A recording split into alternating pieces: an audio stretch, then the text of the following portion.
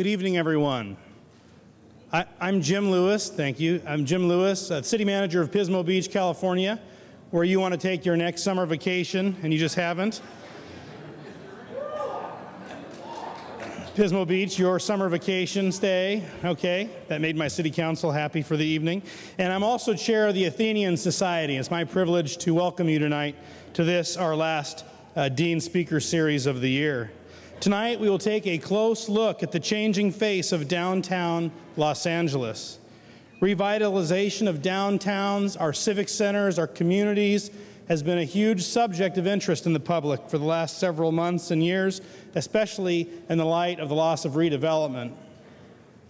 Tonight, specifically, we will hear about the impacts of the new Wilshire Grand that will have on entertainment, housing, and transportation in this post-redevelopment area. And as I saw today, that project is well underway. The Athenian Society, that I have the privilege of serving as chair, is made up of a great group of leaders that serves as the premier philanthropic support group for the Price School of Public Policy. Athenian Society members are committed to the mission of the USC Price School to improve the quality of life for people in communities here abroad. Simply put, the Athenian Oath says that we will leave our communities better than we found them, better than they were left to us. And I know we believe in that, and the best way you can do that is join us in supporting this school as a member of the Athenian Society. You can become a member by supporting us with an annual minimum gift of $1,500 a year. There are membership materials scattered throughout the room. You'll see members of the Athenian Society wearing the distinctive pin, and I encourage you to talk to one of us this evening about the many benefits and the great network this group is. We hope you'll join us. Membership will provide you, among other things, access to cutting-edge research, scholarships taking place at the Price School, and a host of networking and professional development opportunities. In particular, members are invited to attend events such as this one, featuring industry leaders who provide insider information on pressing issues connecting scholars, policymakers, and practitioners.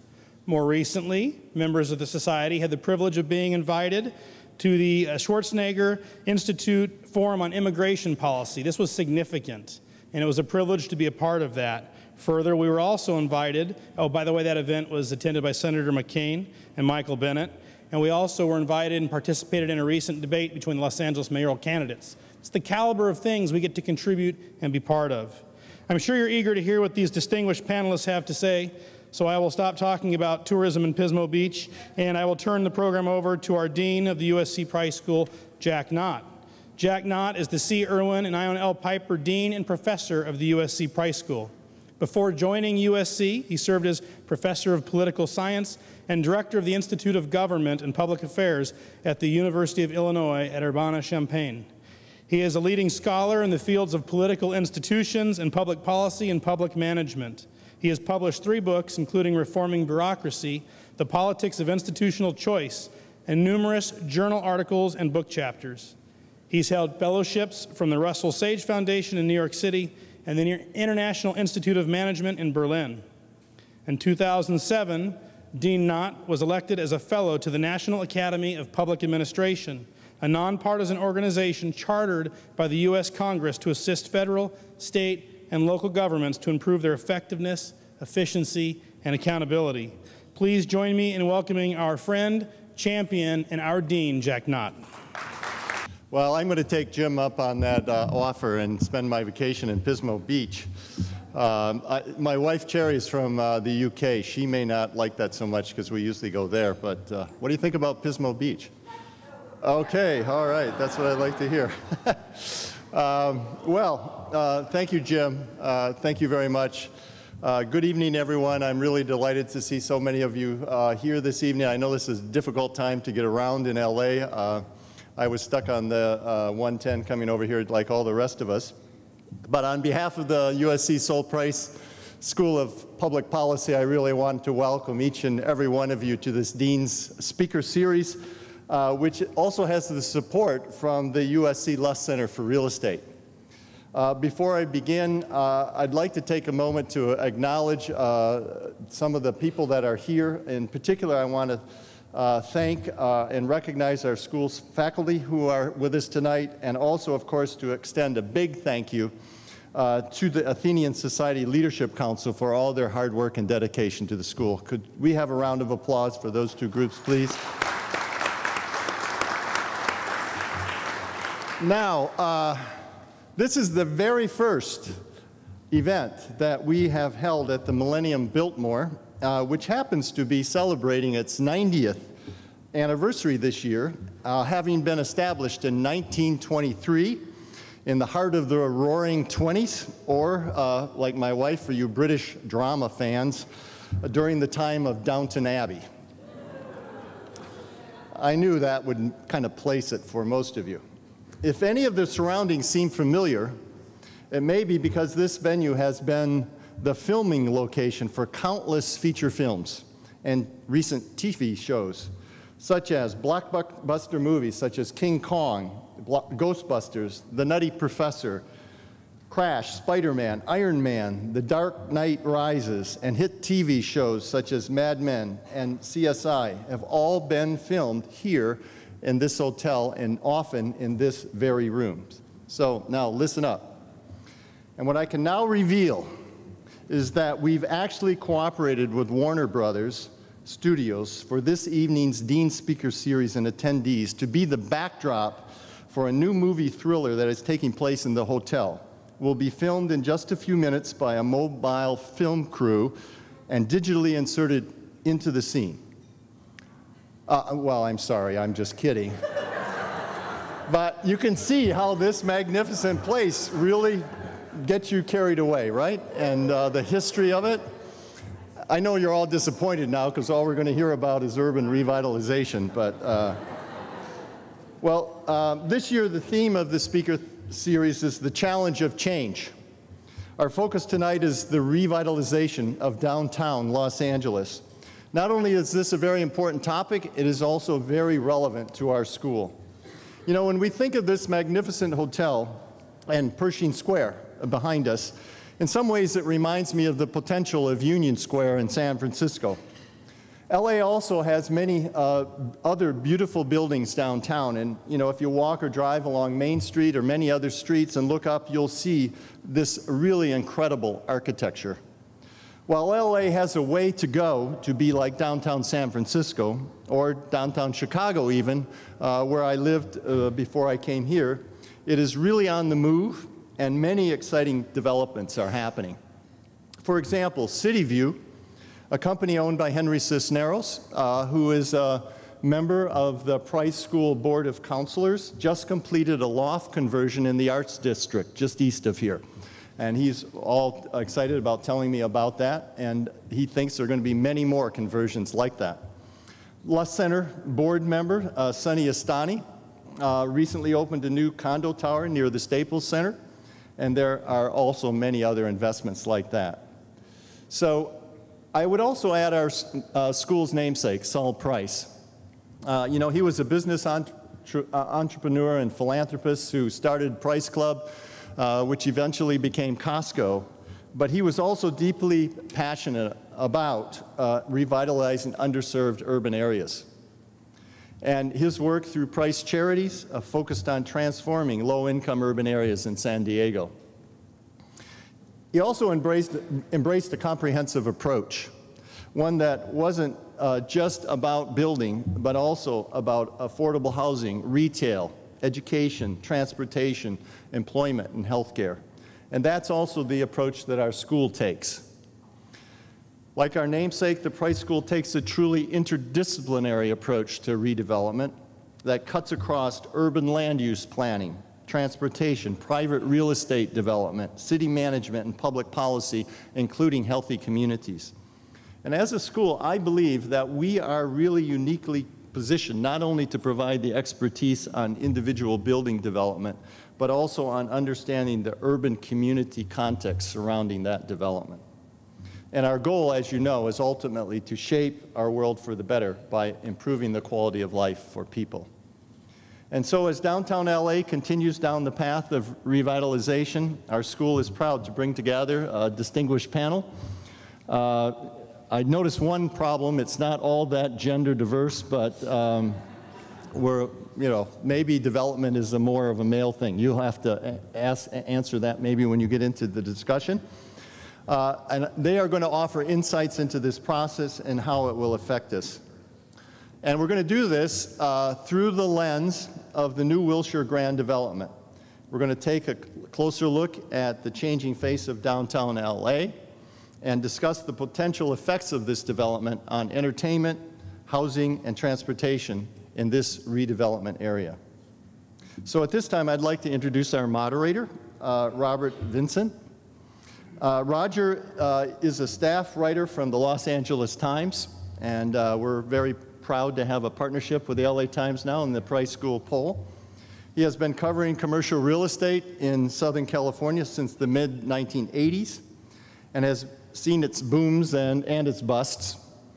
And he writes about industrial, office, retail, and hotel properties and about the impact of the real estate industry on our economy. So please join me in welcoming Mr. Roger Vincent. Roger. Thank you.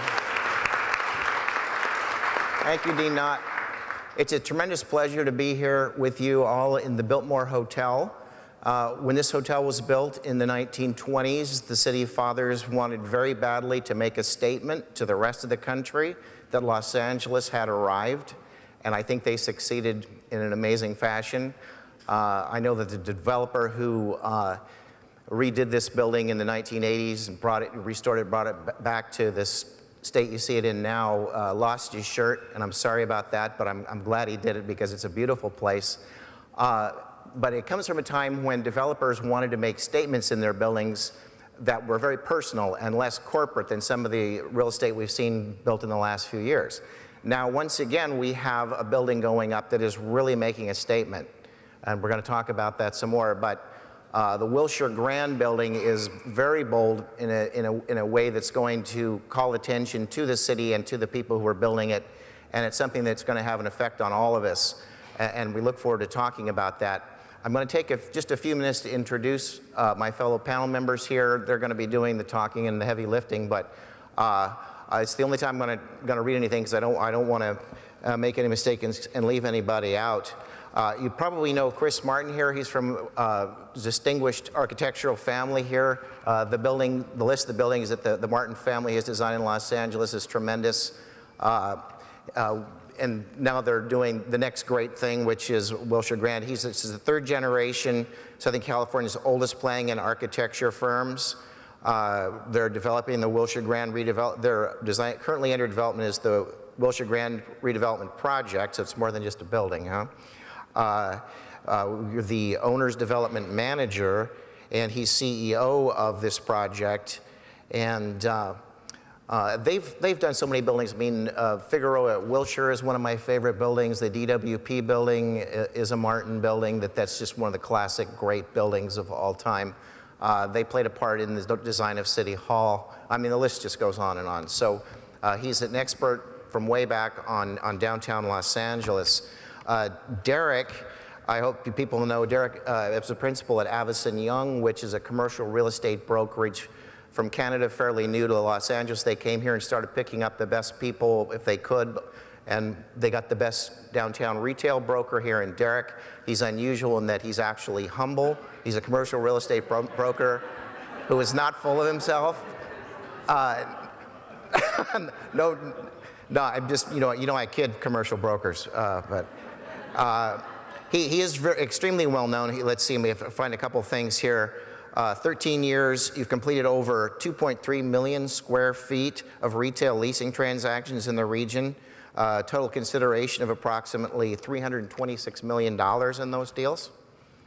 Hal Bastian is another gentleman here who has done much personally to change the face of downtown.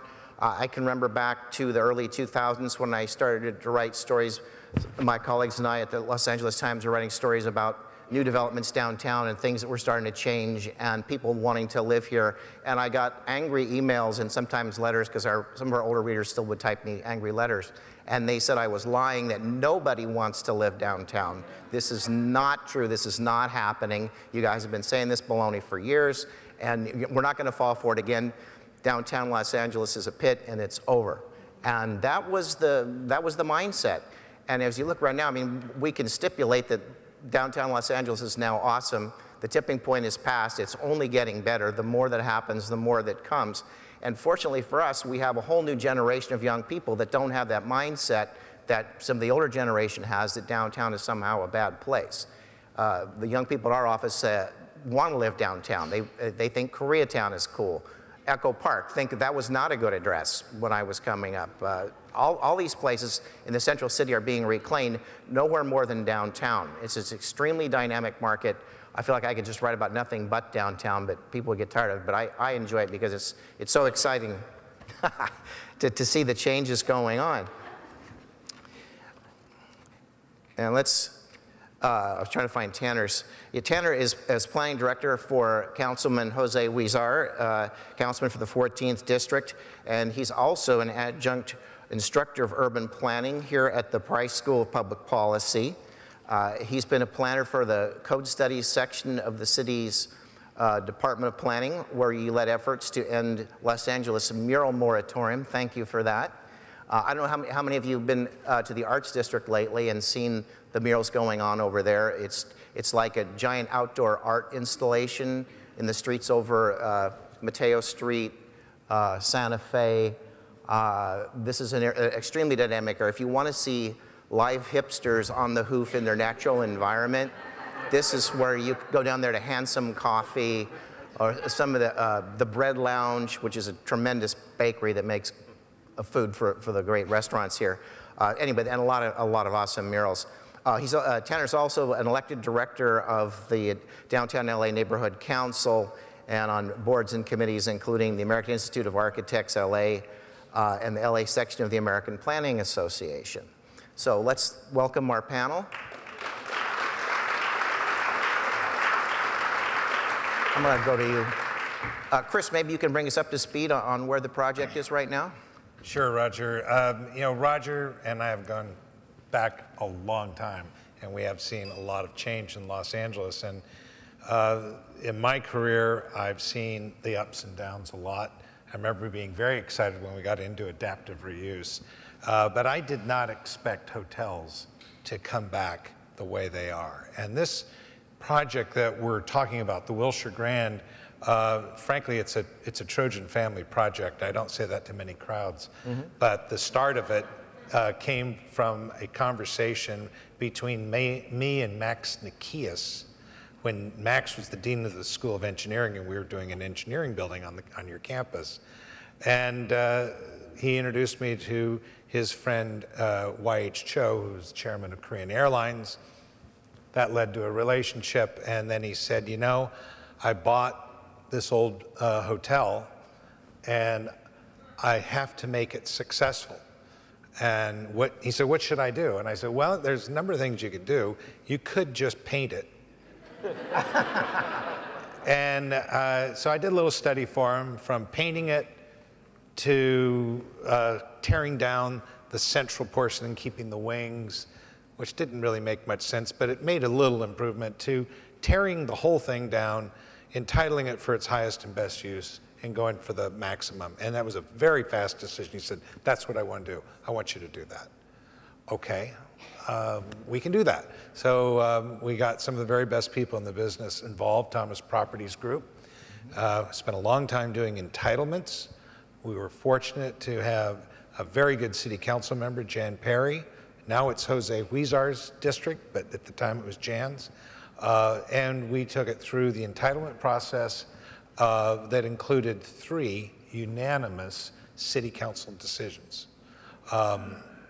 That is really hard to do, particularly when you look at the same time NBC Universal couldn't get 5 votes to go one way or the other. And so it was entitled. Then the decision was made that it's really not practical to build the way it was configured, as an office tower of 1.5 million square feet and a hotel tower of 650 rooms, because the market had changed.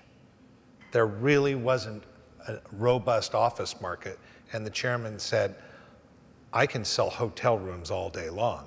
make it 900 rooms of hotel, and put enough office space underneath it that it can be tall.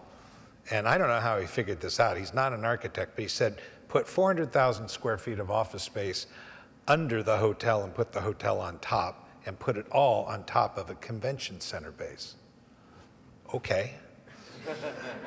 And he said, and by the way, Jim Thomas did a wonderful job on entitlements, but we don't need him to manage it, so you manage it.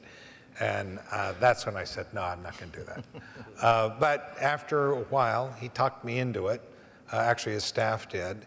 And so we ran starting March 1 of last year, and immediately started the demolition, finished the design work on it. You now have it in demo. It will be down to grade by June 1.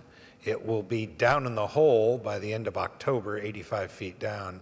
And in mid-December, we're pouring a foundation that is essentially the size of a football field, 20 feet thick in concrete. It is one of the largest concrete pours in private sector history. And you have to do that continuously, right? It's a continuous 3-day pour. Don't come down Figueroa on the 17th of December, because it's closed between 5th and 7th, while 2,700 trucks of concrete bring in the concrete for the foundation. And I'm glossing over. This is a very detailed project, but it's quite different than what you might think, because it's driven by, I'm going to be very blunt with you, this is a generational change of a multinational empire called the Hanjin Empire of oil, shipping, aviation, lots of things. And this is a generational change into a new marketplace of hospitality. So corporate assets are being pushed into it. All the money comes from Korea, really. It's a Korean investment in Los Angeles like we've never had. It starts on the bottom, in the basement, 5 levels underground with 5 levels of parking, goes to 7 levels of convention center. Then on top of that are 400,000 square feet of office floors, then 900 rooms of hotel. And above that is the signage project, which we call it the Sail, which is a big glass box on top full of LEDs that does art, commercial art. It's a moving piece of art. And above that on top is a spire, because we do not have LA City Fire Department required helicopter pad. How did you pull that off? Oh, we pulled it off by putting in a full fireman's elevator in concrete that goes from 5 levels underground to the 74th floor, 73rd floor. And that's a much better way for firemen to fight a fire than using helicopters. Yeah, this is an LA requirement that all buildings have to have, up till now, have a helicopter landing pad on top, on the theory that people can get up in a fire somehow and get rescued. And it creates the perception that, should I go up or down in an emergency? And you don't want to go up, because we can't land helicopters to rescue people. We can land helicopters, maybe, to bring in firefighters, but it's much better to bring them by an elevator. So with that, we did away with the helicopter pad. We actually have a thing called a tactical approach for snipers, really. And then above that is a spire. So the top of the spire is 1,100 feet above the city. And that is taller than Chrysler Building, and it ends up, as I told you in the interview, I said, look, I don't want to argue that we're making the tallest building. It's the second tallest, because I'll measure to the finished floor of the highest occupiable floor, and we're shorter than First Interstate. But then Roger says, but what about the spire? That's how they measure it. That's for bragging rights in international skyscraper, mine's bigger than yours competition. The spire counts. Antennas do not count, but spires do. And right. We're going to have the tallest building in the West in this building, and it'll finish in December of 2016. And when you come to this building, and then I'll stop because there's enough information, you enter on the ground floor, and you take a 45-second elevator ride to the 70th floor, where the lobby of the hotel is. And the doors open up, and you step out onto the lobby floor, and the restaurant and the pool deck are above you. and the city is laid out in front of you, and you are 1,000 feet in the air, and your elevator to your room takes you down. So it's an inverted hotel, which I actually suggested to the owners and then tried to talk them out of it. They were already convinced. Too late. Yeah, so that's it. Now that is a Fast statement, job. I think, that we will all be taking note of. I'm afraid I shortchanged my friend Hal Bastian when I digressed a little bit in terms of introducing you. He's the Executive VP and Director of the Downtown Bid, and in my way of thinking is one of Mr. Downtown. He's been here bringing new people, running bus tours month after month, bringing in new tenants, attracting people here, and just being in the middle of everything as far as I can tell. So what are you hearing about this tower? Are people excited? Is this something that people think is going to make a difference? Yeah, this is a game changer. It's so exciting at so many different levels, from an iconic level, and David Martin is designing it, and Chris is building it. It's an honor to be on a panel with you, Chris, and all of you. It creates jobs. I mean, unbelievable amount of jobs. It creates real estate taxes for the county, which desperately needs it, because some of that comes down to the city of Los Angeles. And it makes a statement that we're becoming a world-class downtown. And you know, this city was founded in 1781. You know, we're 231 years old as of last September 4th. And downtown was the center of it all, really until around World War II, when we planned our way into suburbia and lost our way and then said, what happened? And what I like to say is downtown is an overnight wonder that I've been working on for 18.5 years. And Chris and his family's been working on for over 100 or so. So it's great, and we're so excited about it, and it really takes us to the next level. Tanner, what do you think about the planning process for this?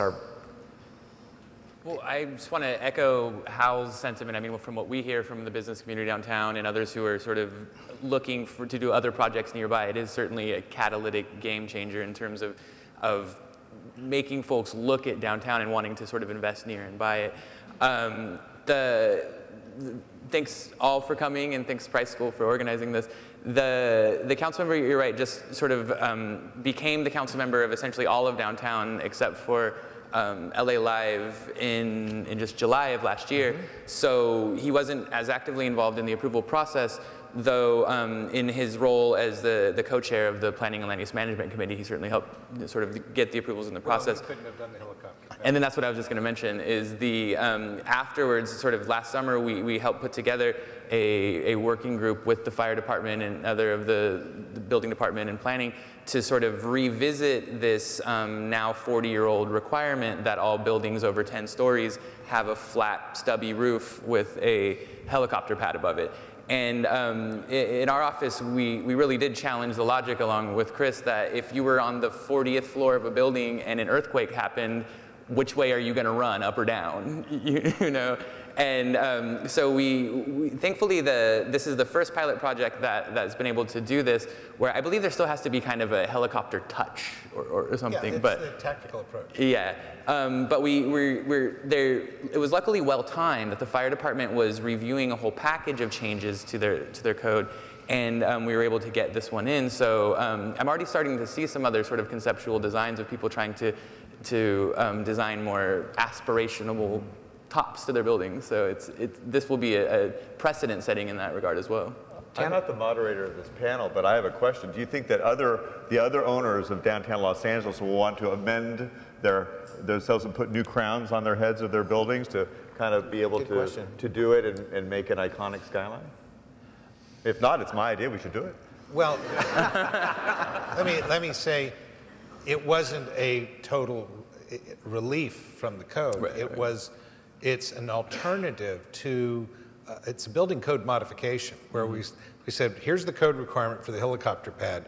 Will you accept 3 full staircases in the building top to bottom with a fireman's elevator and vestibule inside a concrete wall shaft where the walls are 2.5 feet thick of concrete?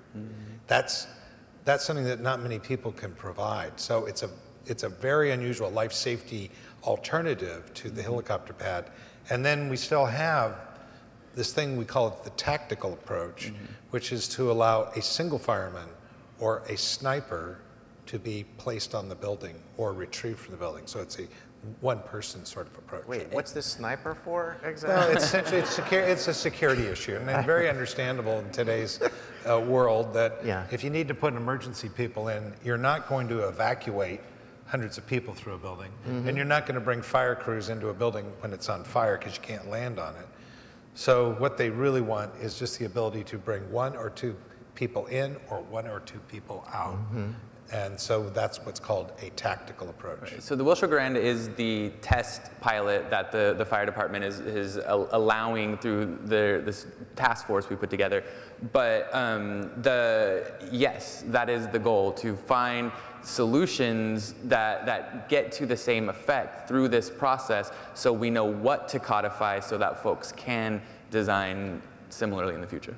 Will there be more buildings like this, Tanner? I remember the days not that long ago when people were trading air rights and there were sort of height limits, and I mean, is everything... Depending on what section of downtown, you're limited by a certain floor area allocation that buildings can buy excess floor area from the city. We have a sort of huge reservoir of developable floor area above mostly the convention center that people sort of buy from. And so, yeah, that's quite common. And in so doing, there's sort of trade-outs for they have to provide some kind of public benefit, and it's a way to get more soaring towers downtown, which we hope to see more of, yeah. Well, that's great. I know it's going to have a substantial retail component. There's 50,000 square feet of retail in the base around the ballrooms and the meeting rooms. It's shops and smaller restaurants and food services serving a large pedestrian activity that comes across the plaza. And then the top floors from the starting at 69, there's a 3-meal restaurant. 70th floor is the lobby. 71 is a very high-profile dining floor with unparalleled views. And then the top floor, 73, is a full pool deck with restaurants and bars up there. So that's the 50,000 square feet of retail is, you get this. Oh, yeah. Yeah, and not to mention we got people who are trying to buy the observation deck retail, which is at a different time period than the dining, which is actually an interesting idea. Yeah. And they say, yeah, we want to sell rides for $20 a piece or something.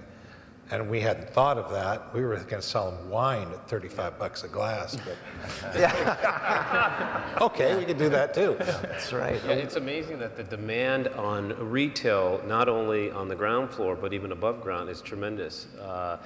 We're seeing that on a lot of existing projects that include adaptive reuse, but we're also seeing that on a new mixed-use residential, where retailers are trying to command and occupy ground floor, but also do rooftop venues. So, has everybody here been to Perch? Do you know where that is? It's about a block this way. Oh, great outdoor. Outdoor bar, rooftop bar at, what's that, 5th and Hill? Yeah, Fifth and Hill. Northeast corner, the Pershing Square building. Yes. It's a 3-story building, a new building built on an old one. On top, so it's now about 28 stories or what, no, 15? Like that, huh? Something, it's way up there. It's You wouldn't want to jump, I'll tell you that. No, well, one of the last times Derek and I talked, I was asking him, saying, well, we're getting all these great restaurants and bars. When are we going to start getting stores to go with all these great restaurants and bars? Today I'm hearing stuff Derek probably already knows about Urban Outfitters coming to Broadway, and a Scandinavian store, I think it's called Acne. It's spelled like acne, but they say Acne or... Exactly. You might want to rethink that branding. Just ask Osco. All right. And it's going into the Eastern Columbia building, and which is another building that was built to make a statement back in the 20s. Beautiful Art Deco terracotta, turquoise terracotta tile building. You'll probably recognize that whole part where the Ace Hotel is coming in down on Broadway and in that area. That's another, as this checkerboard fills in, there are blocks of amazing things happening. So, Derek, maybe you can tell us a little more about retail around this part of town. I mean, 7th used to be, historically, was a great retail street in Los Angeles. People came downtown to do their shopping before the stores started all moving their things to the suburbs, and then downtown became a discount center, and then it was nothing. So tell us, where are we at with retail right now? You know, with retail, we're really seeing excitement throughout the various districts in downtown. I mean, arguably, Fig and 7th probably remains main and main, greatly due to the redo on the Korean Air project. But what's terrific is to see retail starting to cluster around things like the Ace Hotel in the United Artists Building in this southern part of Broadway. You know, retailers are really starting to connect the dots, listening to some of the infrastructure, you know, the streetcar, and starting to plan forward with establishments. We've seen a great food renaissance in downtown. We've been certainly not short of any new restaurants, Michelin-trained chefs, James Beard candidate chefs. We're seeing that throughout the district. But we're maybe just beginning to see the impetus of maybe a soft goods explosion, and let's see if this Urban Outfitters at the Rialto begins that. Is this all news to everyone? I thought I was supposed to keep this quiet still. Well, you know, it actually, yeah. It hit the web. Yeah, exactly, right. Yeah. They sent the announcement out tonight. Yeah, they just confirmed before I left the office. I can't believe you didn't see it. What you monitoring your iPhone? You didn't see the handouts, Ken? That's great. And you also mentioned at the time, you know, one of the things that's going to be connecting all of these new businesses is a trolley line that's beyond proposed. Streetcar. Can we say it's? Okay, let's back up and say, explain the difference between a trolley and a streetcar and why it's important that it be on a track of some kind instead of on wheels. Why is it called a streetcar, not a trolley? Trolleys have a certain way of delivering the energy. They go ding, ding, ding. Is that what? And so San Francisco has a trolley. This will be a streetcar. There's specific technical differences between the two, and it's partly our branding. We want people to call it streetcar. It's a really exciting project. I mean, the council member launched on this initiative in sort of his like first year in office, which was tell everybody amazing. where it will go. Just general idea. The streetcar will go down Broadway and down 7th Street, or all the way down. Can I describe it? You please go for it. All right. It's going to go. It takes a village. All right. So the streetcar, which is a modern design, it's not an old-looking kind of thing, is going to go north on Figueroa from the convention center around 11th Street. So there's no test on this, so just hang on. So you go north. You go north on Figueroa, and then it'll make a right and come east on 7th Street, and then it'll make a left and go north on Hill Street to 1st Street up by the Civic Center. Then it's going to make a right on 1st going east to Broadway. Then it's going to go south on Broadway all the way down to 11th Street, and then it's going to make a right and go west on 11th back to the Convention Center. So it's quite a large loop. At the top of it, it's a couplet. You can go, up and down on it, and I think it's a great, beginning. And it makes its big churn right in front of the Wilshire Grand. That's right. And as Tanner points out to me, that means your hotel guests can walk downhill to the convention center and take the trolley back, the streetcar back. Yeah. That's it. Yeah, now you got me going. Hey, Chris, I want to just tell you one thing. Originally, that east-west thing wasn't going to go down 7th Street, and somebody in the room made a big fit about it, and it came down to 7th Street, so you can thank me later for that. And this streetcar, I just want to add, thank you for the description, how it is a real project. It is happening. The residents of downtown Los Angeles voted an assessment district to help fund it. The city council just allocated recently, or locked in, a $300 million operating funding for the future from, I think, Measure R and other funds. And now we're in the process, which makes us a really good candidate for the process now to apply for federal small starts and other funds. So we have kind of 2 legs of the stool already in place, and this is happening. Yeah. And it's more than just a trolley to take someone from here to there. A what? I know, that's fine. I said that on purpose. I said that on purpose. That was for effect. I got it. The streetcar is, in fact, I always like to say, a placemaker and an economic development generator. It's a focus. It's a place to sort of develop Incidentally, around. streetcars have the engine on them. Trolleys don't.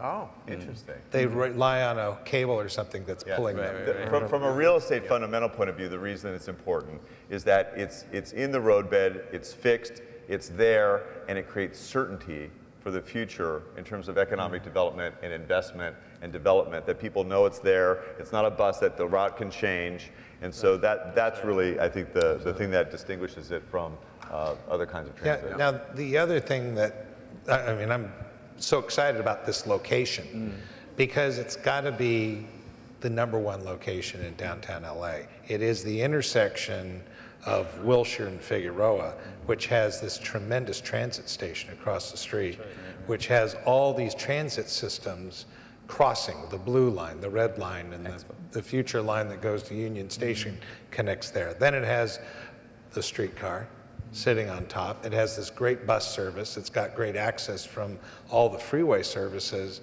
And it's the intersection that defines the difference between the financial district and the entertainment district, or whatever you want to call this going on at Staples Center. So it is the premier piece of property. Yeah, it really is the heart. I mean, and the other component to that is the growing residential marketplace that also surrounds that intersection and is adjacent to the financial district. So I think that metro station is second busiest in outside of Union Station in the in MTA's lines.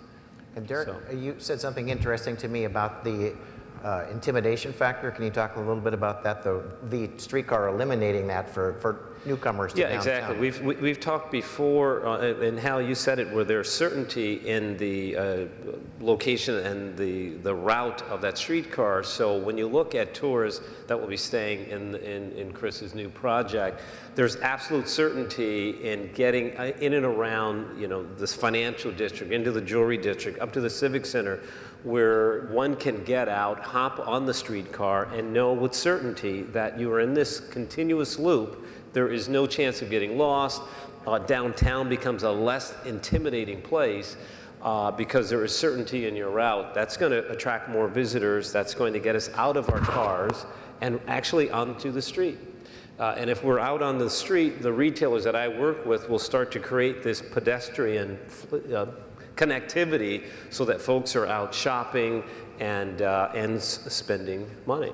And the multimodality is really important there, where with the regional connector coming in as well, that's going to add 3 new stations in downtown Los Angeles as well. It'll make it ever more accessible, increase the ridership, increase the foot traffic. We have our first bike share program going in as well, too, in the next couple months. We have City Council recently approved Bike Nation in the first pilot location, so we'll have, you know, everybody on different modes of transport all throughout downtown, and with more places to go and more things to do. It's really exciting. We probably need to take just a minute to explain the regional connector. Has everybody know about the regional connector? I bet we should probably spend a minute explaining what that does and why it's important, why it's the most eligible for funding of transportation projects in the country. I'll explain it experientially. I work in City Hall, and I try to get to USC to teach courses in the evening.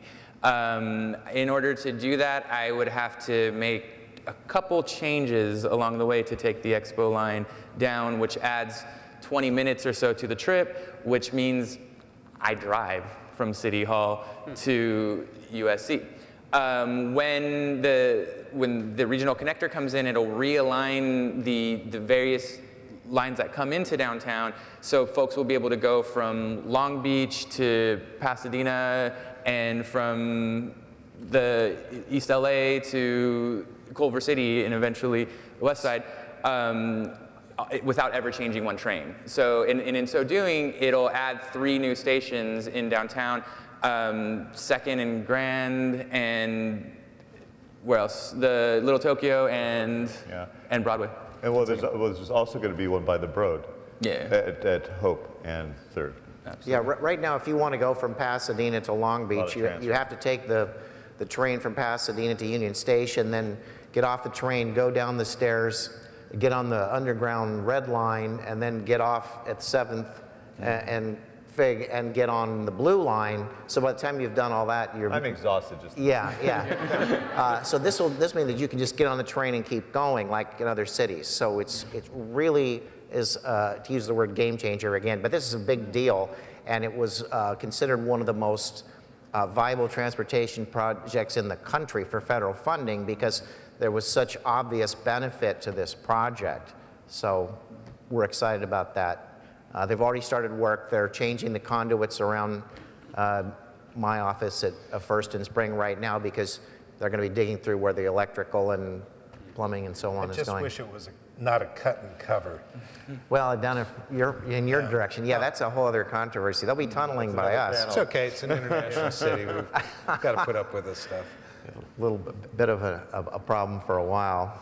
Now, the 400,000 square feet of office space in your project is a lot. I don't know how many of you are familiar with office space, but that's a big, I was going to say ass. It's a big building. That's a lot of office space. And I'm sure they're going to do well because this will be the first new office building in downtown Los Angeles since 1992 when the 2 Cal Plaza was completed. It's the last big serious office skyscraper. So this will be a whole new generation. Unfortunately, while all this other great news has happened downtown, the office market has continued to be pretty stagnant. We overbuilt in an orgy of construction in the late 80s and early 90s when downtown was the greatest office park in Southern California. And we were selling all our buildings to the Japanese. Yes, and then the Japanese bought them all. And anyway, you know, as you know, a lot about business has changed. We're putting a lot more people into less space. Maybe we can talk about some of the reasons what's going on with the office market. Why can't, with all this great news about restaurants and transportation and entertainment, my gosh, since Staples came in, just to gloat for a moment, I mean, when we wrote stories about Staples coming, a lot of people said that would be terrible. Nobody will ever go. Well, they'll just drive and then leave. And at my own paper, when I wrote a story about the plans for LA Live, people said that's too ambitious. It'll never happen, and it won't work. And people thought that a lot. There was this kind of negativity that seems so crazy now, but we've gotten through that, and yet we still have 20% plus office vacancy. I mean, this building we're in now has an office tower that was added in the early 90s, late 80s, early 90s. That's 20% empty, and there's office space in the old hotel rooms. It's closer to 30% vacant. I can speak to that, Roger, and please. Kind of set up Chris. Although there is that high vacancy in terms of large blocks of contiguous space that are relevant to large users, there isn't much. So it's hodgepodge. It's not all put together. It's like when you go to the lunch counter and there aren't enough seats, and you have to have people to move down. Well, you can't ask office tenants to move down so easily. So I think one of the great things that the Wilshire Grand project brings is the ability to put together a large chunk of space on contiguous floors that really isn't available.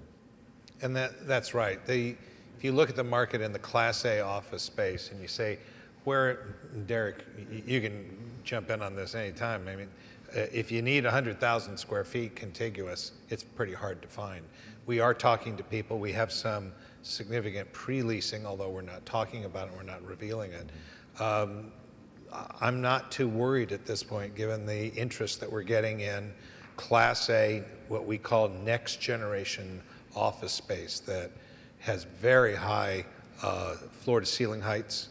And if you want to put a suspended ceiling in, you can do that, but the glass goes all the way up, and you can have effectively 13.5 feet clear space inside your office. So Derek, you should comment on that. No, Chris, again, really most of my world is of course below the eyebrow as a retail broker, but we are seeing a really strong demand from a creative office tenant. And I would have this question: are you hearing that, and has that affected your design at all, where you are perhaps designing your office tower to accommodate a creative office tenant? It's designed to go either way. We can, if you want to see the space for how we put attorneys in, which are the most boring one, versus a tech company who wants very brightly lit windows and lots of fresh air. We can go either way. We're very flexible in that mode. But we also have some very interesting things because we're using double deck elevators with a thing called Destination Direct. This really improves the size of the core. of the building. So when you come into this building, you get in the elevator, there are no buttons. Because as a regular office user, you pass the little kiosk, you flash your card, and it knows what floor you're going to, and it just says car A. And you get in, and you don't realize there is a car cab above you. We're running 2 elevators in the same shaft, essentially connected. So that makes the core much smaller and makes the office space more dense. So the office efficiency goes way up to 94 and 95% efficiencies, which are very high. But we also do things like multi-zones per floor. So that if you say, I'm working late, I want to stay in my office, you can turn on the air conditioning for your area. Instead of the whole floor. Instead of the whole floor, or a third of the building. Lots of other things that we call next generation office space. And the simple analogy is I'm really good on engines, so this is my analogy. I can take an engine and I can tune the gas and fuel ratio so you are really getting good combustion. The human mind is the same thing, but instead of gas, it's oxygen and it's light and it's sound. And if you want to have an inefficient mind, I can give you office space that is so disturbing to you that you won't be able to work. You'll be mad. You'll actually leave. Say, I can't work here. I'm out of here. It's too noisy. I keep falling asleep. My head hits the desk. But you can actually tune an office to, I shouldn't say this, but it actually makes the mind more alert.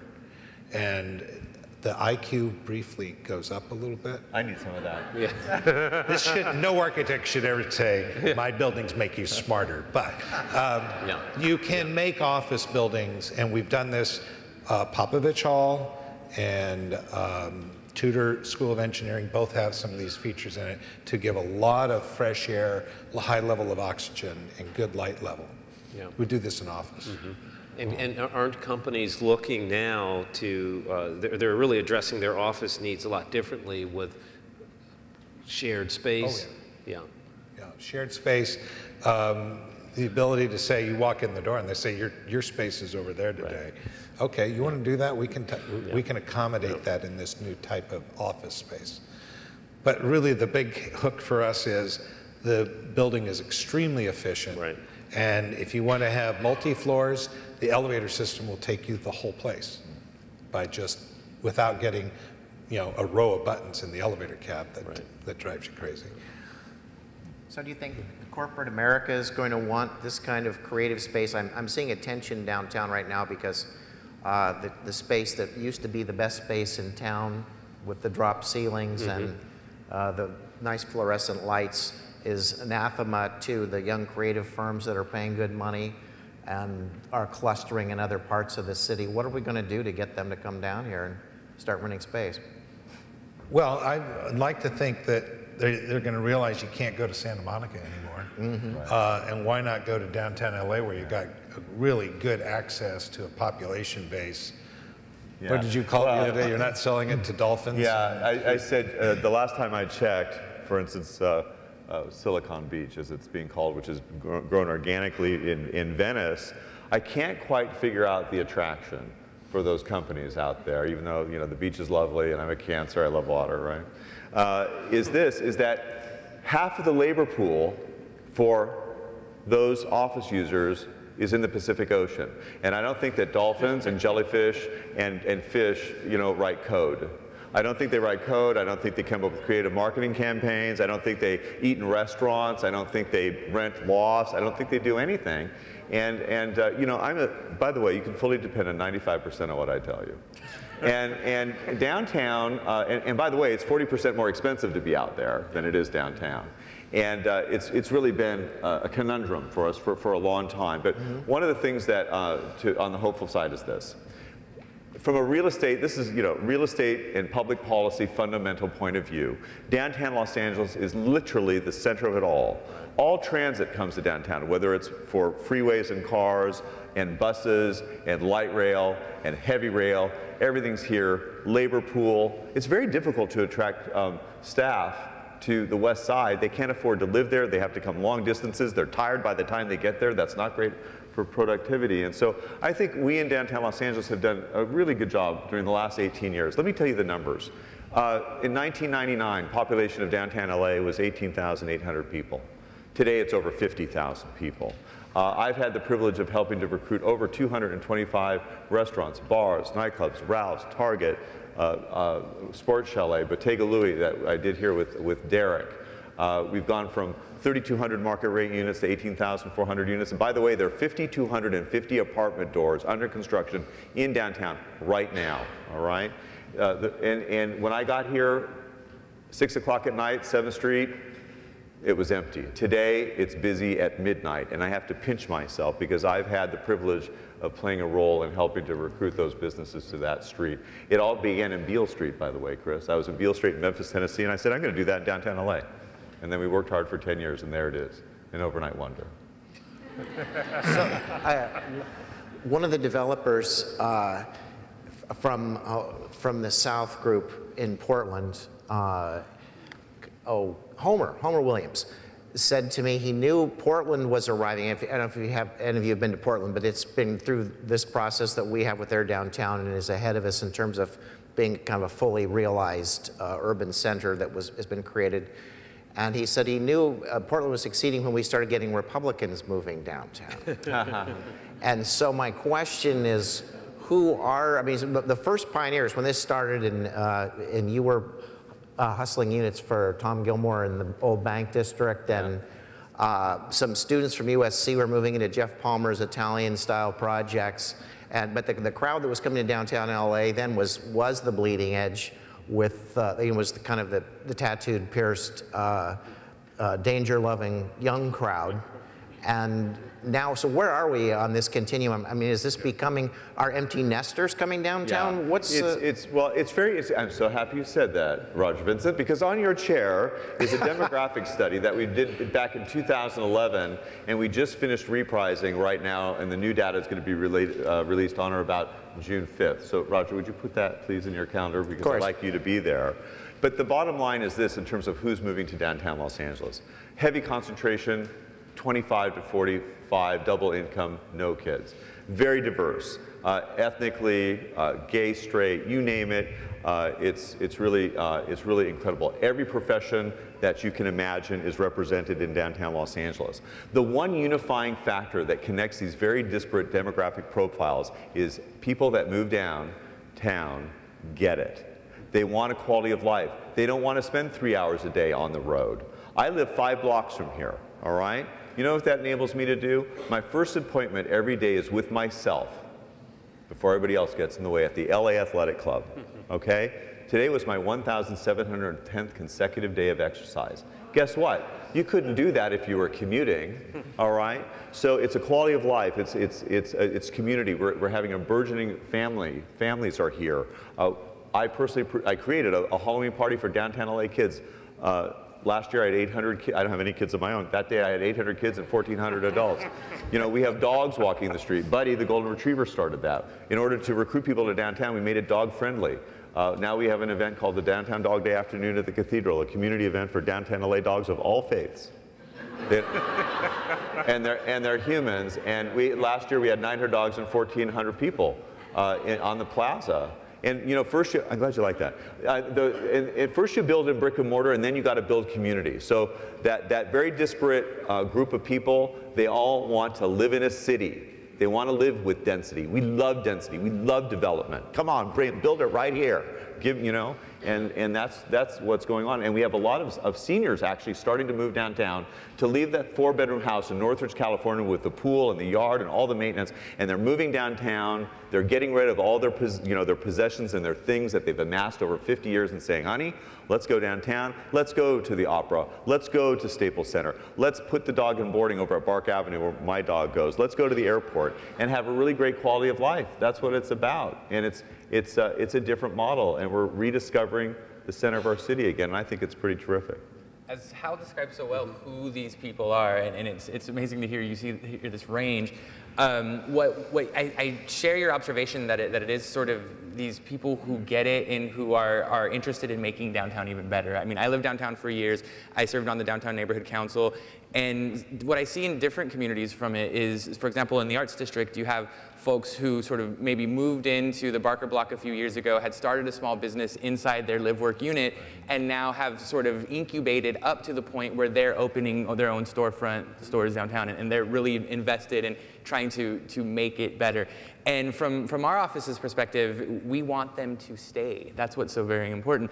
That we're quite concerned that folks sort of might move on to Pasadena when they have kids or something like that. And so in terms of some of the economic development and connecting communities, things that I've already mentioned, a big focus of our office has been these livability aspects. We're about to ribbon cut on the Spring Street Park. We're adding more bike lanes. We've got the parklets on Spring Street. We're trying to make sure that we're helping bring the Metro Charter School downtown so folks have options for schools. Oh, I need to interject something on that. Yes, please, sir. Please.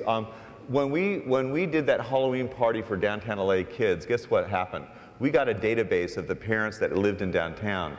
And what we know from our surveys is that when kids hit about 3.5, the people are moving out of downtown.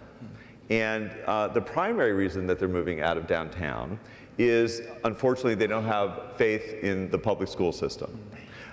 We have $3 billion worth of public schools, some of which I think were designed by your firm, Chris, in and around, within 1 mile of where we're sitting. We have a 55% dropout rate. It's a tragic thing. And so people are moving out of downtown. So recognizing that, parents got together using our database. We did a survey, said if we built a charter school, would you come? And the answer was yes. And it was just approved a month and a half ago at LAUSD, and we're raising the money, and we're going to build that school K through 5. But guess what else we're going to do? We're going to help improve those public schools. And guess how we're going to do it? Senior citizens are going to be moving downtown. They're going to be volunteering in those public schools on site through a program. They'll be vetted and everything else to help those kids graduate and have the support that other people have. 90% of the school system downtown is Latino. And a lot of their parents didn't take American history or algebra, and they can't get help.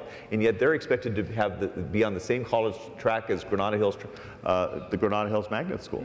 And they get frustrated and they drop out. So I think the future of downtown lies with kids and seniors and everybody in between. And Hal, one of the things that I think is most interesting is downtown was planned for density. It was planned for very high 13-to-1 floor area ratio densities that enable these tall buildings, but it's also got all of the retail, or all of the rail system, the freeway systems, the bus systems to move people in and out of Los Angeles that are migratory workforce coming in daily. Now we have this wonderful advantage of housing in downtown. But in our office, I have employees that come from all the way down south of Orange County. I have them come from Lancaster. And they come on Metrolink, Chris? And they come Metrolink. Actually, both of those are Metrolink, those people. Other people that drive in from Thousand Oaks, or take that rail in from Thousand Oaks. So they can get to downtown. The really interesting thing is, why was it we were able to get the entitlements in this project with 3 unanimous city council votes, which is unheard of, really, in entitlement. And everybody from labor unions to residents saying, we can't wait for you to build it. And the reason is, everybody in downtown LA really wants this. They're not saying, don't build it in Santa Monica next to the ocean, because that's where my house is. They say, yeah, downtown is an urban environment. We want this high-density urban space, and it's designed for, so bring it on.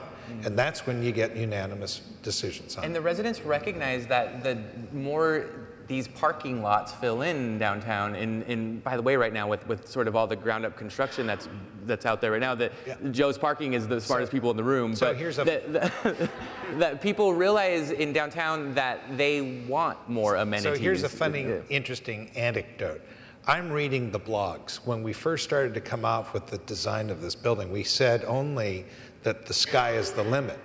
And some of the blogs were picking this up, and they were taunting us. They were saying, what's wrong with the architects? If the sky's the limit, why don't they make it taller? These guys are chicken. And I'm thinking, no, we're just not telling you we're making it taller. But I was thinking, this is cool. Everybody in LA is saying, go for it, make it tall, make it pointy. And my cousin, David Martin, who's the designer of this project, said, in high-rise buildings, every stroke should end going up. And so this building has the brush stroke on the end, ends on the spire that goes up, which I think is a graceful and artistic expression. But the people in downtown were dying for it. They were arguing, please do this. And that's enthused, you know, it stimulated me. They wouldn't have been doing that in Studio City, I can assure you. No, they won't. Not that there's anything wrong with Studio City. Now, one of the elements you mentioned in the building is that there are 900 hotel rooms, which is an awful lot of hotel rooms, but it still only replaces basically the rooms that are being torn down right now. Yeah, we're taking out 900 and putting back putting them back in much nicer hotel rooms. But what's interesting to me is that when AEG was building LA Live, or trying to build LA Live, and they were said, you got to have a convention center hotel for years. I mean, when I got here in the 80s, people were crying about the lack of a convention center hotel, and we said, we can't do it because we won't make any money. We're going to get killed. We need a tax break because the convention center hotel is a money-losing deal. Now, as far as I know, AEG has done great with this hotel. You can't get a room there for under $300 a night at the JW Marriott Hotel, and they're crying out for more hotel rooms. Developers are looking for places to build hotel rooms.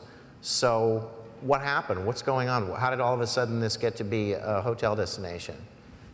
Well, a convention center and Staples, that's all working. It's driving it.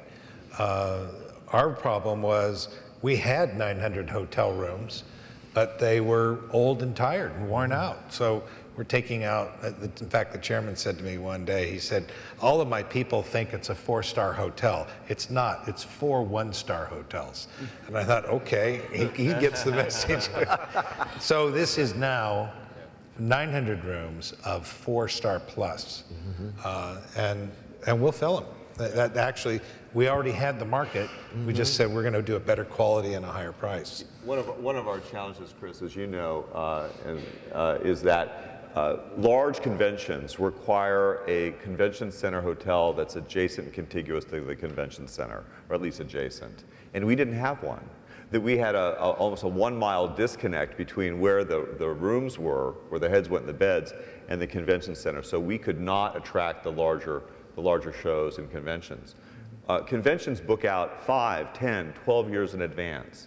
And so the moment the commitment was made to build that 54-story tower down there on Olympic Boulevard, we started selling conventions. And it's been palpable. And so there's been a lot of flags in the water. Certainly the Farmers Field phenomenon helped on that. And so the more rooms we have, we can actually become more competitive. But prior to that, there was a disconnect too, because we were having about a 70% occupancy rate in our hotel rooms, which does not tell you, hey, build more. But one of the reasons we had 70% is we couldn't get the bigger conventions. It was a catch-22. So the way that we got through that was a tax abatement for the transitory occupancy tax, the bed tax that are paid in hotels. So then instead of that tax going to the city, it went back into the development. And the reason it makes so much sense is it's a soft subsidy. It doesn't cost the city anything. If the hotel doesn't get built, the city doesn't get any revenue anyway. So this way, it gave the incentive and it closed the gap financially. And before I forget, we had mentioned the Ace Hotel. Does everybody know where the Ace Hotel? This is one of our new hotels going in. The United Artists building on Broadway at about 9th Street was really built by the United Artists, Mary Pickford, Douglas Fairbanks. Thousands of people gathered in the streets when this building opened to premiere one of Pickford's movies. It included the original United Artists Theater, which was the first premiere, one of the first premiere theaters out here, and an office building above it where space was for rent. And that office space is being turned into a hipster hotel, and this is great. I mean, they're coming down to LA for that. You know, I noticed that almost nobody raised your hand on that, and that's okay. That's opportunity for us. So, okay, I got to do my little pitch. Go to downtownla.com, and on downtownla.com, the Business Improvement District offers tours that we've created. We've been giving housing tours of downtown for 10.5 years. So on the homepage, go to Live, go to Saturday Housing Tour, and we've been doing that for 10.5 years. It's 4.5 hours. You get on a bus, you hop off a bus, you see different neighborhoods. By the way, downtown is 16 different neighborhoods. It's not a place. And we go through 5 of them on that tour. You see where you could do grocery shopping. By the way, our Ralph's, $1 million a week. It's at the top Thai Ralph's in the chain. It's the #1 service deli in the whole Kroger chain, all right? And they came kicking and screaming. They didn't want to come. That's right. So if I had a ring, they kiss it. Anyway, and then we do a walking tour of downtown. It's a business walking tour that we do to help recruit more businesses downtown. And we do that on Fridays from 10 to 1:30. And you sign up on downtownla.com under business. So take those tours, and the most important thing is avail yourself. As Southern Californians of downtown, this is your downtown. It's for everybody. Do a staycation downtown for Friday and Saturday. You can get great room rates, and go to downtownla.com and learn where to go, to one of those 225 restaurants, bars, and nightclubs. Thanks for letting me share. We'd like to open it up for questions now. I think we have microphones so that everybody can hear. Are we gonna? Yeah, thank you. In the light of the fact that, unfortunately, most of the investors in this such iconic buildings, like the Wilshire Grand, and recently several changes of ownership in downtown Los Angeles for iconic buildings, have been foreign nationals. Why is it? I have 2 questions. Why is it that we have a hard time to attract American investors? Is it because they don't have the vision, or they don't have the finances? And secondly, how difficult it is for you to interface with some of these foreign nationals, especially when they have such a different culture and different demands? Does that also put an undue influence on City Hall once that they have the ownership of this kind of a project? Well, I first say I don't think of them really as foreign nationals. I think of them first as Trojans. Seriously. Hear, hear. Okay. And Los Angeles is an international city, and USC is an international magnet. And that is a wonderful attractor for people that want to come to LA and make their investments. They see it as a very safe harbor. They also probably see a lot of inflation of US dollars with quantitative easing going on and printing $80 billion a month of US dollars. They better spend that US currency they have overseas soon. I think that's part of it, so that's not a bad idea to spend it now and put it into capital assets. You want to answer part of that too? I'd like to add to that. We actually quite, to the contrary, are seeing a lot of American investment, particularly from the Real Estate Investment Trust. I mean, one of the largest, actually the largest residential REIT has purchased about 6 different assets. They've got a very large residential project being built in Little Tokyo, actually in Chinatown, the first in, I think, over a decade. The GIA project at Cesar Chavez and Broadway being built by EQR Equity Residential. Essex Trust is another American REIT that is very bullish in downtown. So we are, from a brokerage standpoint, seeing a very diverse capital, foreign and domestic. ANI is a Canadian group that has a very large residential project being built. So we're seeing very diverse capital. Downtown is a very attractive place. Residential rents are on the increase. It's not just foreign. Yeah. I'd echo that. I mean, the one thing we've seen is a lot of the early adaptive reuse and other projects 10, 12 years ago now were a lot kind of local guys who knew the market, who had a vision, kind of knew what it could become. Yeah, who were crazy. Yeah, no real estate investment trust would ever have taken this kind of risk. And now the big institutions have moved in, so sort of like the sheep have arrived, whether they're foreign or national, and that really sort of shows we've become something. That, I'd like to address this too, because I don't care where the money comes from. All right? I like investment. All right? It could come from Mars and I would support it. All right? And to your point though, September 27th this year, we are going to be producing in conjunction with the Central City Association a big all-day affair. Chris Martin is going to be one of our panel leaders on the commercial and hospitality markets. You're about to get an invitation, by the way. And it's going to be here, held in downtown Los Angeles. It's going to be a full day, and it's going to be about the residential market. It's going to be about the office market. It's going to be about the retail market. It's going to be about the hospitality market. And then we're going to get people and take them all over downtown, and we're going to feed them and wine and dine them. Another ad? Yeah. But we are actively going to be seeking foreign investors to come to that confab and stay in our hotels before and after to get their money, and I'll take it. We have another question. Okay, I have a question. I think it's very interesting what you're actually saying about the development of downtown, and I've been a city councillor myself for many years, so I do understand some of the problems that you might have. But on the question of safety, I would like to ask you a question on that. How are you going to re-educate the public so that they think that downtown is safe to be part of it in all aspects of town life? Well, thank you for that softball, because I can answer it completely. One of the things that I do when I'm out selling downtown, whether it's to a potential resident or whether it's to a corporation, is I tell them, I'm going to tell you the great, the good, the bad, and the ugly of downtown Los Angeles, all right? I tell them everything. And I tell them, every bad thing you have ever heard about downtown LA is true 20 years ago. And let me tell you, downtown Los Angeles, first of all, no place is safe, I regret to report to you. However, downtown is the safest place in this region. Let me tell you why. The business improvement districts in downtown, and there are 8 of us, are created, we're nonprofits. Our goal is to keep the streets of downtown clean and safe, because if they're not clean and safe, nobody builds a $1 billion tower like Chris is, all right? And the property owners tax themselves a special property tax. My district is the downtown skyline, primarily. And we have security on the streets 24 hours a day.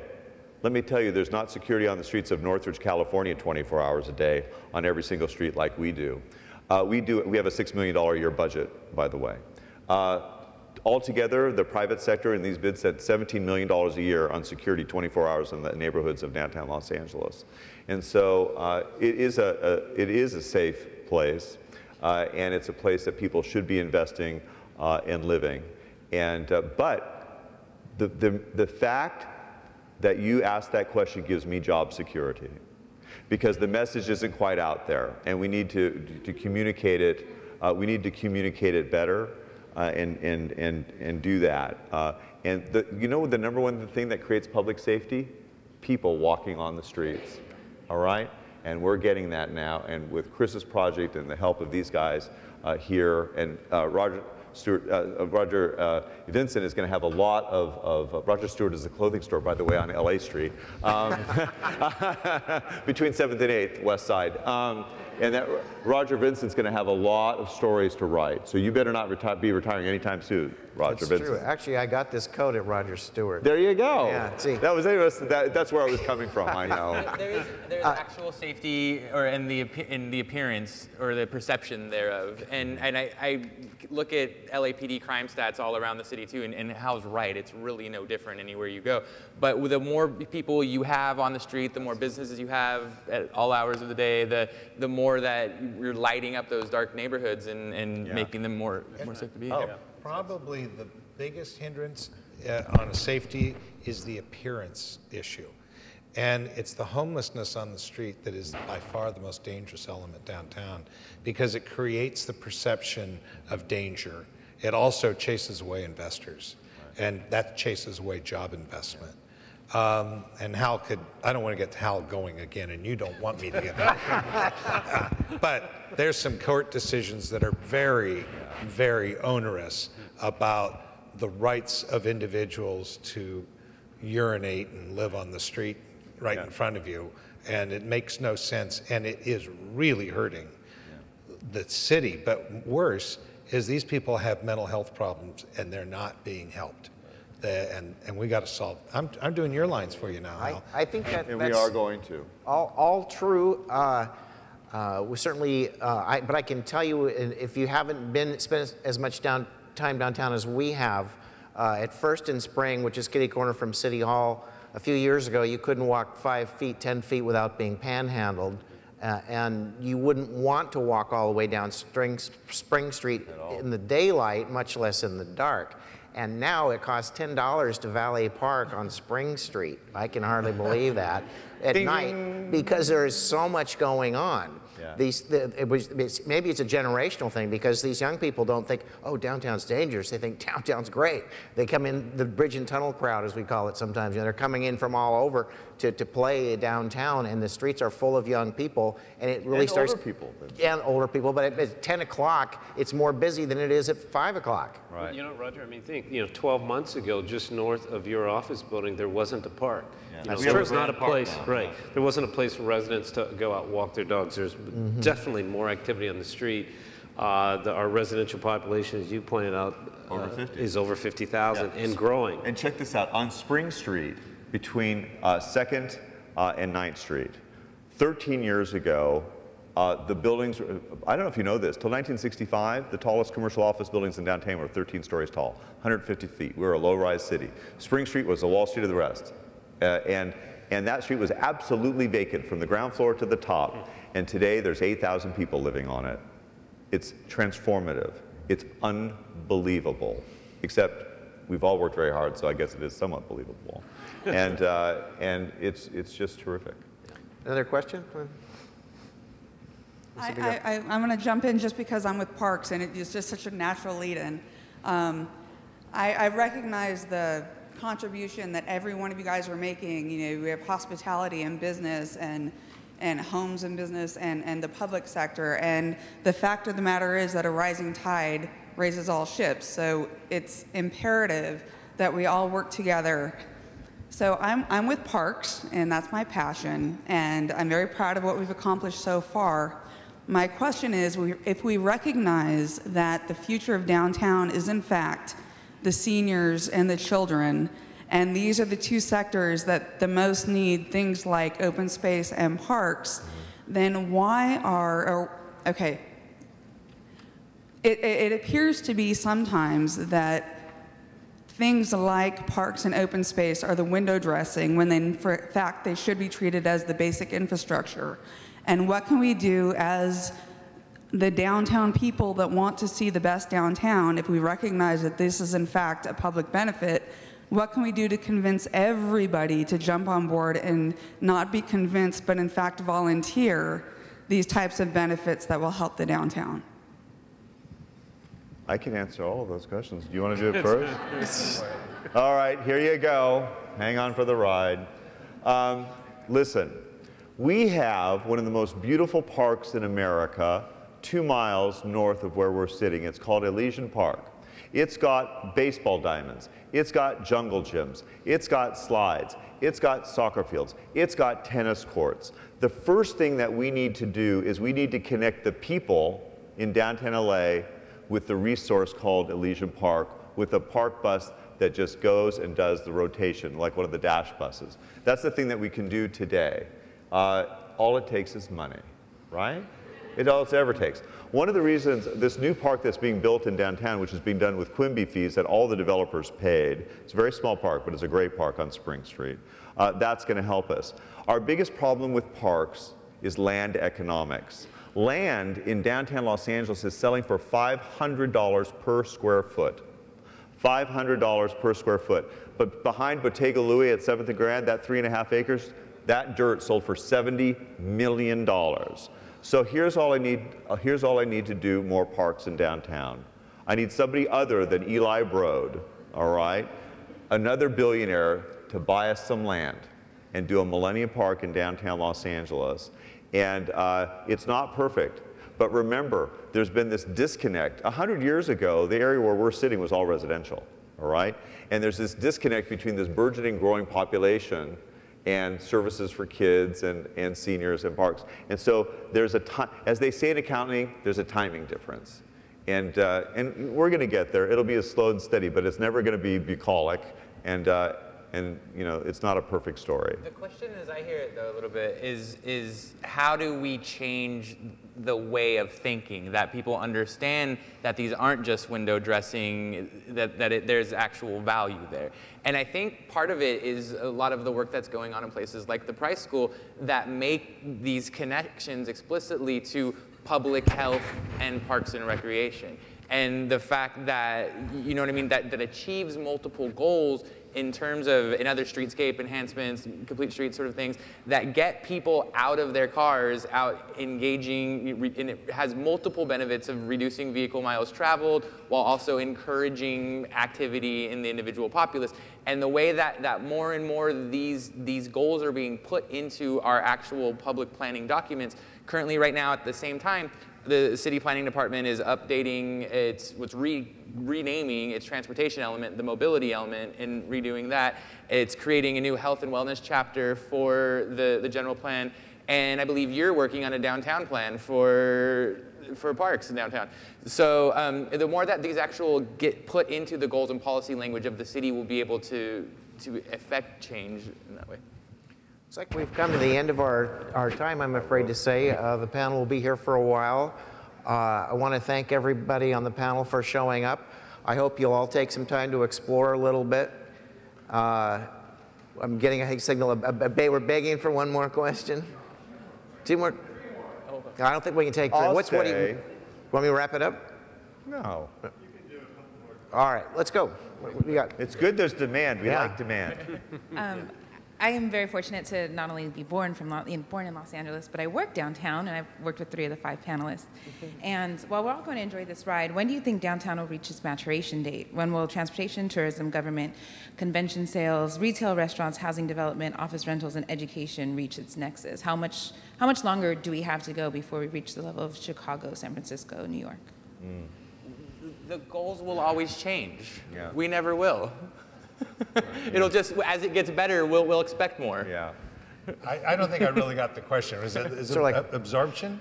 No. Was it how much longer till we reach what? Till it feels like Chicago Like a or tipping New York. point. Yeah. You know, downtown LA has got a lot of capacity to go. But I think one of the biggest things for me in terms of making it feel like a real 24-hour, 7-day-a-week urban environment was when I walk into my office, I see parents walking their dog with their kids. Yeah. And that's when I thought, we're getting somewhere. And that was the biggest game changer for me, and that really I started down here, I don't want to tell you how long ago, actually in the 50s with my grandfather, and he stood up on the hill and he said, don't go down to there. And then I started working in '68 downtown. This is the best it's ever been. And it's now a 24-hour, 7-day city. It has a lot of potential, and it's now on a nice up curve. An interesting difference is the last boom, we were able to absorb all of the residential demand, most all of it, in the adaptive reuse projects, which I think in the long term is a really sustainable thing to have happen, to reactivate these buildings. And as I was touring around some other cities in like 2007, 2008, seeing buildings top off, wondering why we weren't getting those towers here too, well, it was because the adaptive reuse absorbed a lot of that demand. And what we are seeing is a lot more development intensity in, like I said, surface parking lots. So I think we're gonna have a lot more soaring aspirational downtown in the future where we can compare well. We have a long ways to go. I mean, and it's going to be a fun ride, but again, we're only at 50,000 residents. We're babies. Yeah, we're absolutely. There's 50,000 people on like 8 blocks in Beijing, all right? Yeah, right, yeah. I'm not kidding you. Right. Please give this guy a mic. Yeah, this man is he's going to lose his arm. By the way, look, native of Los Angeles, California. He doesn't need that. Yeah, no. I've been here since I was born, and I've been in Cleveland, Ohio. 40 years ago, I got on a train at Terminal Tower in downtown Cleveland and rode to the Hopkins Airport in Cleveland. You can't do that today in Los Angeles. It's problematic. and we are one of the largest urban counties, if not the largest, in the United States, and we still don't have mass transit that really services our areas to get people downtown. When's it going to happen? It's getting closer. Well, Tuesday of this week. Thank you. I'm looking forward to it. Okay, so last Tuesday was perhaps the biggest game changer in the last 20 years. The LA City Council approved, there were 3 no's and 9 yeses for the SPAS plan, Specific Plan Amendment Study for LAX, which includes the connector and people mover. But there will be a lawsuit against it, and that'll take 2 years to get it resolved. But this was actually, Tuesday of this week was the biggest event. I personally worked on it for 10 years, and Hal and others have all been working on it. Yeah. You had me at Cleveland.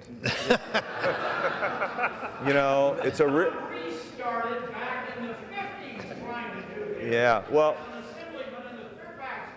Well, I can answer it directly.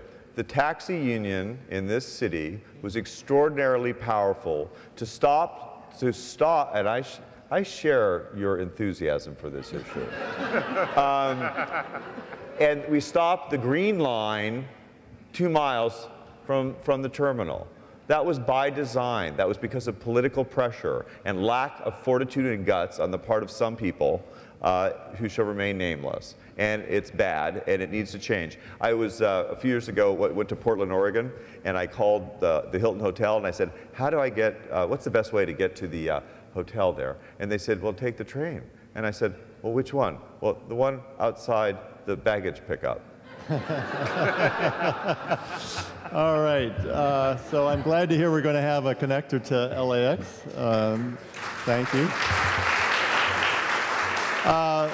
I really want to thank Hal Bastian, Chris Martin, Tanner Blackman, and Derek Moore, as well as our moderator, Roger Vincent, for a very stimulating discussion. And we really look forward to seeing all of these exciting events happen over the next few years. So thank you very much, panelists.